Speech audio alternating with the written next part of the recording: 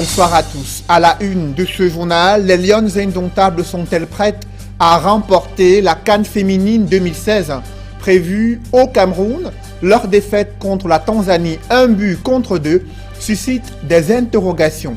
À 5 jours du coup d'envoi de cette compétition, des analystes sportifs et des supporters camerounais restent tout de même optimistes au regard des performances réalisées durant les 5 derniers matchs internationaux.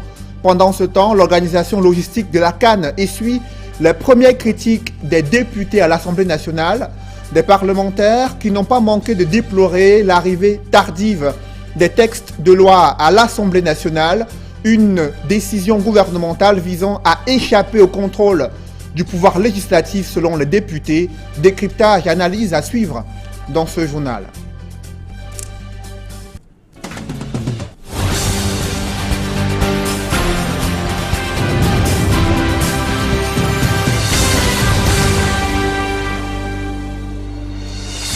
Merci de suivre cette édition complète de l'information sur Equinox Télévision.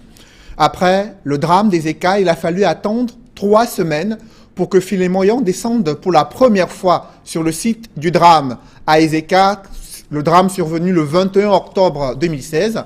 Le chef du gouvernement, président de la commission d'enquête, s'est rendu à la gare d'Ezeka et dans ses environs pour analyser et toucher du doigt ce qui reste encore de la tragédie survenue le 21 octobre 2016 à Ezeka. Des ministres membres de cette commission et lui ont interrogé quelques personnes lors de leur descente qui est survenue donc le week-end dernier. Rien n'a officiellement filtré des échanges qu'ont entretenus les différents membres de la commission d'enquête et des personnalités locales du côté d'Ezeka. Reportage Joël Niem et Flavien Dongo.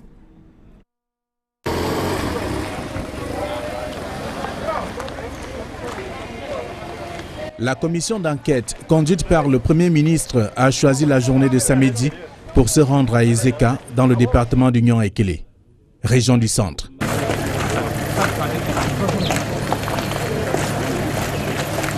Sous forte escorte des éléments de la police et de la gendarmerie, Philémon Yang et son équipe en tenue décontractée sont allés explorer le site de l'horreur du vendredi 21 octobre 2016. Après avoir admiré comment les éléments du génie militaire s'attellent depuis des semaines à sortir du ravin les wagons endommagés, la commission a fait le tour de quelques endroits ayant accueilli des voitures voyageurs en mauvais état.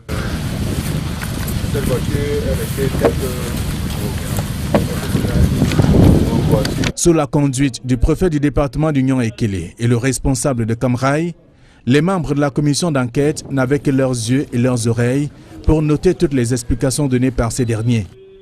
Sans bloc-notes, encore moins des stylos à billes. L'équipe s'est rendue ensuite à l'hôpital de district des Ezeka.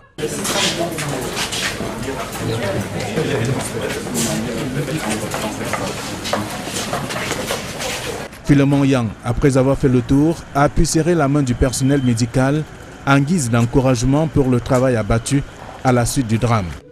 Durant le périple de l'équipe, l'on a pu constater des signes d'essoufflement de certains membres du gouvernement, amoureux des bureaux feutrés. Au bout de 2 heures, le temps du séjour de l'équipe à Ezeka, la commission a repris le chemin de retour. À la veille de la réception des travaux sur la pénétrante est de Douala, les populations dans la capitale économique apprécient les différents travaux d'aménagement de cette pénétrante est qui ont été effectués jusqu'ici et ils attendent impatiemment la livraison de ce chantier donc du côté de la pénétrante est de Douala où vous pouvez apercevoir le passage supérieur qui a été réalisé, réception qui doit être faite en partie demain selon les dernières informations pointées par les membres du gouvernement. Je vous le disais en titre, des députés s'insurgent contre le dépôt tardif du projet de loi de règlement pour l'exercice 2015. Cette situation pénalise le travail parlementaire. Cependant, ces critiques n'ont pas empêché le ministre des Finances de défendre l'action du gouvernement devant le député Alamine Ousmane Mey. S'est appesanti sur la résilience de l'économie camerounaise dans un contexte de crise internationale. Compte rendu, Joël Essengé et Marcelin Gansop. L'exécution du budget 2015 s'est déroulée dans un contexte difficile et pourtant le gouvernement a tenu bon en faisant preuve de résilience. Dans l'ensemble, les taux de réalisation et d'exécution se situent entre 93 et 102%. Qu'il s'agisse aussi bien des recettes collectées que des recettes propres, ainsi que des dépenses de fonctionnement et d'investissement, avec au bout du compte un excédent de 91,3 milliards pour un budget arrêté à 3 992 milliards au terme de 2 réajustements du chef de l'État. Il me semble que dans un contexte macroéconomique aussi difficile, avec des contraintes sécuritaires importantes, macroéconomique difficile parce que le pétrole qui contribuait suffisamment à nos ressources a baissé substantiellement. Entre 2014 et 2015, 70% de la valeur du brut pétrolier a été donc réduite de nos ressources. Il me paraît important de souligner que notre option, c'est de diversifier davantage notre économie pour assurer sa résilience, mobiliser davantage des ressources propres pour alimenter notre budget de l'État et s'assurer que autant le budget d'investissement que le budget de fonctionnement sont réalisés convenablement. C'est donc avec une certaine aisance que le patron des finances a défendu le projet de loi de règlement pour l'exercice 2015, à la satisfaction des membres de la Commission des finances et du budget de l'Assemblée nationale. Ces derniers constatent que d'année en année, un effort est fait pour présenter des documents acceptables. Nous avons surtout apprécié le fait qu'il nous a écoutés, qu'il a écouté la Commission des finances, qu'il a aussi écouté la Chambre des comptes. Et cela fait en sorte que nous avons une meilleure visibilité aujourd'hui de ce qui s'est passé avec l'argent du contribuable en 2015. Certes, il y a encore beaucoup à faire. Il y a encore beaucoup de progrès qui sont attendus. Il nous a promis qu'il allait aller dans ce sens-là, donc nous espérons que l'année prochaine, on aura un document encore de meilleure qualité. Le péché devenu régulier du gouvernement réside dans le dépôt tardif de la loi de règlement et par ricochet de celle des finances de l'année suivante. Une malice savamment orchestrée par l'exécutif pour faire passer les textes comme une lettre à la poste. Le projet de loi de règlement est un exercice plus ou moins comptable où nous pouvons regarder ce qui s'est passé avec les fonds alloués en 2015, c'est-à-dire N-1. Les commissaires de la Commission des finances et les députés de la Nation auraient dû recevoir cette loi au plus tard le 30 septembre, mais nous la recevons aujourd'hui. Nous regrettons cela et nous pensons que c'est fait à dessein parce qu'on ne veut pas qu'on puisse travailler à proprement parler sur ces chiffres-là. Donc, comme toujours, le gouvernement nous oblige à faire un travail plus ou moins de bâclage autour de ces lois-là, tout simplement pour que le débat ne soit pas tiré en long et en large et pour qu'il puisse s'en sortir, même si sur certains chapitres, les comptes ne sont pas bons. Il est attendu instamment le dépôt du projet de loi de finances pour l'exercice 2017. Des indiscrétions parlent d'une prévision qui tournerait autour de 4 373 milliards, soit une légère augmentation par rapport au budget de l'exercice 2016. Alamine Ousmane Mey a saisi l'occasion de son passage devant les députés pour assurer l'Assemblée nationale sur la mise en œuvre des mesures gouvernementales pour améliorer l'exécution du budget d'investissement public. Je vous propose de suivre le ministre des Finances. Le ministère en charge des marchés publics, le ministère de l'économie, le ministère des Finances travaillent pour que dès la fin de chaque exercice, les conférences de programmation puissent avoir lieu et de nature à ce que dès le début de l'exercice, les budgets qui puissent faire recours aux investissements à travers les marchés publics puissent être donc contractualisés avant la fin du premier trimestre. Comme cela, nous aurons donc au moins 9 mois d'exécution des investissements. Ces investissements qu'attendent les populations, ces investissements qui sont importants pour améliorer nos capacités de production et de compétition. Nous pensons globalement que la réforme des finances publiques qui a été réalisée à travers la loi de 2007 et qui a consacré l'avènement du budget programme est une réalité dans notre environnement. Cette réalité, elle est maîtrisée de plus en plus par les administrations centrales déconcentrées. Elle est connue par les acteurs et permet de garantir à terme l'efficience et l'efficacité. L'efficacité, réaliser les politiques publiques, mais surtout l'efficience, utiliser peu de ressources pour obtenir le meilleur résultat possible. Ce sont les défis qui nous attendent dans un contexte mondial très instable, mais ce sont des défis auxquels le Cameroun est préparé parce qu'il a les institutions, les instruments qui lui permettront d'atteindre cet objectif. Restons à l'Assemblée nationale où les premiers couacs de la CAN féminine 2016 n'ont pas échappé aux députés de l'opposition au regard de la médiocrité des bus réservés pour les joueuses et les officiels. Des parlementaires dénoncent les faiblesses du gouvernement à organiser une telle compétition internationale. Reportage Yannick Mbazoua. Le coup foiré des bus retenus pour le transport des joueuses, encadreurs et officiels de la CAF pour la CAN féminine, à en croire l'honorable Joshua Oshi, député SDF, traduit une fois de plus l'incapacité du gouvernement à mener à bien et à bon terme ces projets. Ça démontre à merveille l'état de délabrement de notre structuration gouvernementale qui est incapable de mener à bout les plus simples et les plus petits projets. Une CAN féminine, c'est quelque chose que des petits pays autour de nous ont pu organiser avec beaucoup de succès. Bien plus, il s'agit, à en croire l'élu du Social Democratic Front, d'une moquerie de plus et peut-être de trop. Parce que ça démontre à merveille que soit ils sont incapables de gouverner, soit ils font exprès de faire tout à la dernière minute pour pouvoir détourner les fonds publics.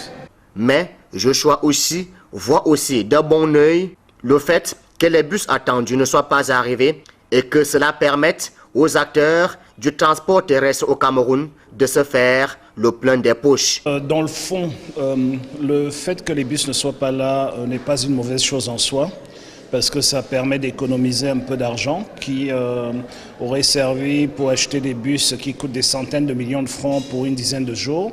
Et c'est une très bonne chose pour l'activité économique de certains opérateurs économiques de la place. Donc, à quelque chose, malheur est bon. Mais ceci étant, les bus choisis par les pouvoirs publics pour le transport des équipes et des officiels durant la CAN féminine désolent plus d'un Camerounais. À 5 jours du coup d'envoi de la Coupe d'Afrique des Nations de football féminin prévue au Cameroun, la fièvre monte d'un cran à Limbé, la ville qui doit donc abriter les équipes du groupe B. Là-bas, le village de la CAN est en cours d'aménagement, mais les habitants de Limbé s'impatientent déjà de vivre cette compétition aux côtés des supporters des autres équipes africaines. Ambiance en Limbé, c'est un reportage signé Emos Pongo et Sylvestre Zangao. Après avoir abrité plusieurs matchs internationaux depuis la construction de son stade Omnisport, la ville de Limbé dans la région du sud-ouest attend impatiemment le début de la CAN de football féminin. À Half Mile, au nord de la cité balnéaire, se dresse le village de la Coupe d'Afrique des Nations.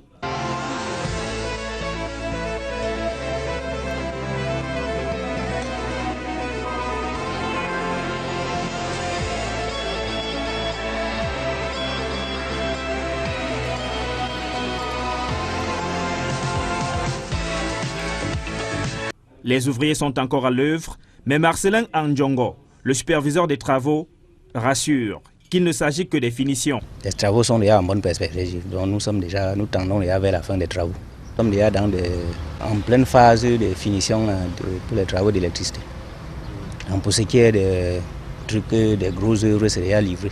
Avant le début de la compétition, le village de la CAN va bel et bien ouvrir ses portes au public pour des moments de réjouissance. C'est la fête du football, la fête des supporters. C'est-à-dire qu'ici, là, les gens jubilent et autres. Un géant des mini-concerts, à manger, à boire, la Bresse. L'ouverture, c'est le 18. Le 18 jusqu'au 3 décembre. Dans les rues de Limbé, les vendeurs de gadgets ont pris place. Si le match entre le Cameroun et la Zambie les a amenés à renforcer leur stock.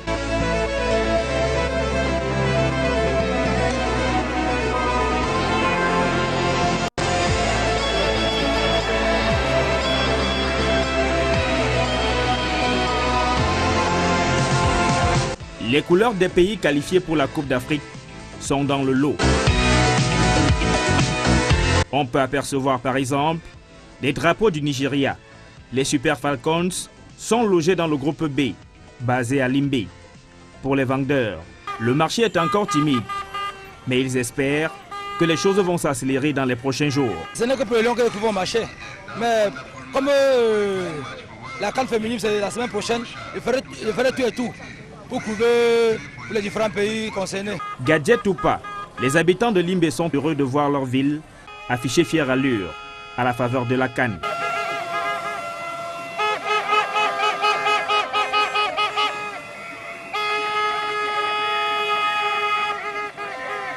Je suis content à Limbe pour la CAN. Il y a beaucoup d'ambiance, ça passe bien. Il y a un nouveau stade.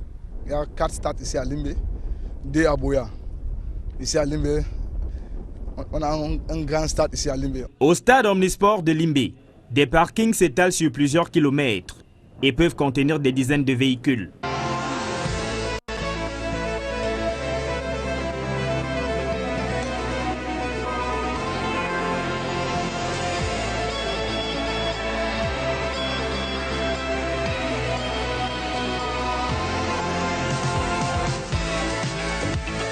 Il n'y aura donc pas a priori des soucis pour se garer. Au stade annexe, les sièges ont déjà été fixés dans les tribunes. À l'arrière de ces tribunes, les travaux se poursuivent encore. Mais pour le responsable du chantier, ce n'est qu'un détail. Les équipes peuvent déjà effectuer leur séance d'entraînement dans ce stade annexe. Toujours dans ce registre consacré à la CAN féminine 2016 prévue, vous l'avez vu, à Limbe mais aussi à Yaoundé, des Camerounais sont quelque peu déçus de la défaite des Lions indomptables contre la Tanzanie. 1-2.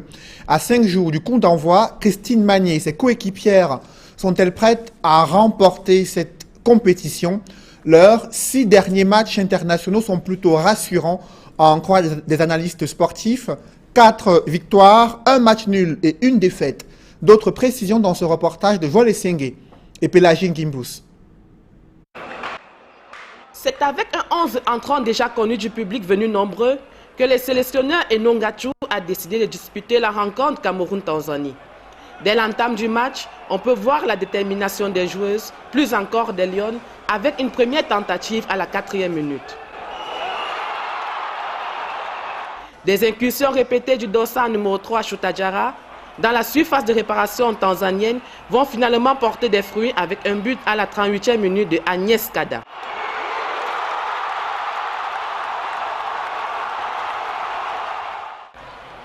La Tanzanienne Oumari Mwana ne va pas attendre longtemps pour égaliser à la 40e minute. Engagée plus que jamais, elle fait un doublé à 3 minutes de la mi-temps. La tension monte d'un cran chez les supporters des Lions, les gradins commencent à se vider, la déception se lit sur les visages. Il est bien vrai que j'ai mal. La fille de Tanzanie était légèrement plus forte et plus technique, disons. Mais c'est vrai que l'équipe adverse ne les a pas laissés s'exprimer parce qu'à tout moment, il fallait les refroidir. Et puis les Tanzaniennes, franchement, ont fui le match. Nous sommes à une semaine du début de la CAN. On s'attendait vraiment à une victoire pour qu'elle soit véritablement préparée psychologiquement. Nous attendons la joueuse que nous avons toujours vue jouer, la nommée Gaëlle Nganamut. Le rythme qu'apporte Abou Diongene dès son entrée à la seconde partie du match redonne confiance au public. Sur le terrain, les Lions multiplient les actions, mais le malaise que fait la gardienne tanzanienne n'arrange pas les choses et des précieuses minutes sont perdues.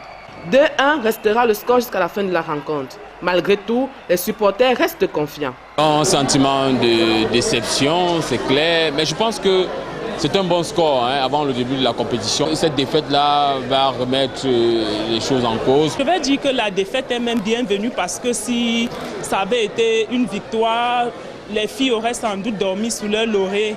En tant que sportif et athlète de haut niveau, je dirais que ces filles vont rentrer, chacune va se poser les questions sur comment faire pour affronter l'échéance qui arrive. Un optimisme que partagent les Lions par ce tour de stade à la fin du match. À 5 jours donc du match d'ouverture de cette compétition, quelle analyse peut-on faire des performances des Lions indomptables du Cameroun qui comptabilisent 4 victoires, 1 match nul et 1 défaite lors de ces 6 derniers matchs internationaux? C'est à suivre ce soir dans 100% foot qui se consacre essentiellement à cette CAN féminine. Il faut également préciser que dans ce chapitre sport du 20h, l'équipe Fagnon de football et la Zambie se sont neutralisés sur le score d'1 but partout. Le match s'est joué au nouveau stade de Limbe. La rencontre s'inscrit dans le cadre des éliminatoires de la Coupe du Monde de Russie 2018. Cette performance des Lions indomptables suscite des inquiétudes parmi les supporters. Emos Swango et Sylvestre Zangaou.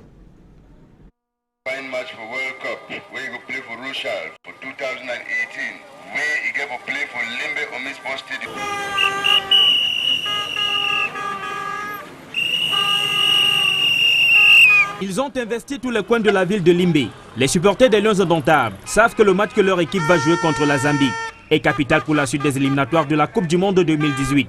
Ils n'hésitent pas alors à jouer leur rôle de 12e homme.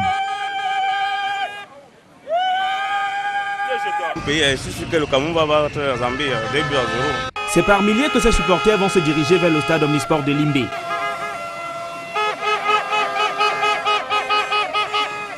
En face, les Tipolo-Polo de la Zambie ne sont pas venus au Cameroun comme des orphelins. Leurs supporters qui se font appeler Diamond Army sont bel et bien présents eux aussi.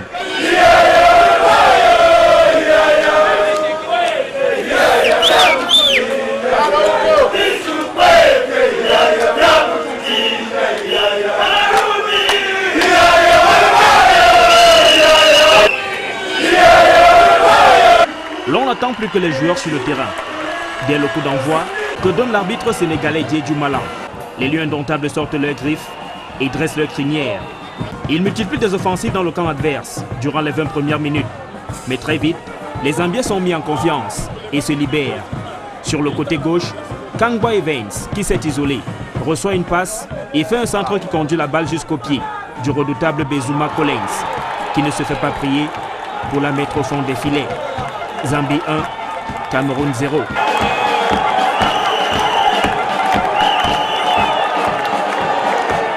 Les Lions indomptables doivent courir après l'égalisation. Et c'est Vincent Aboubakar qui se démarque et obtient un penalty. L'ancien attaquant de Coton Sport de Garoua, Bamwene Kennedy, et égalise à 1 but partout.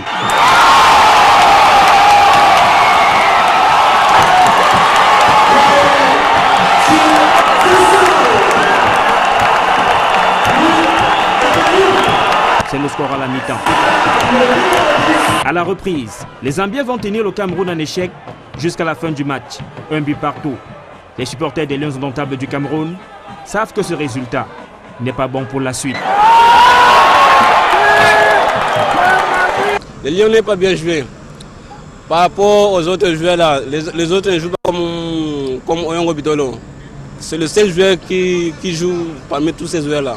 Si tous les autres jouaient comme lui, c'est qu'on devait gagner le match. Parce que ça, c'est le match important pour le Cameroun. Il n'a pas bien joué parce que l'attaquant était trop faible pour marquer le but. Donc, les coachs et les membres du staff vont travailler là-bas. On a peur parce que si Nigeria a 6 points, nous on a seulement 2 points, ce sera difficile.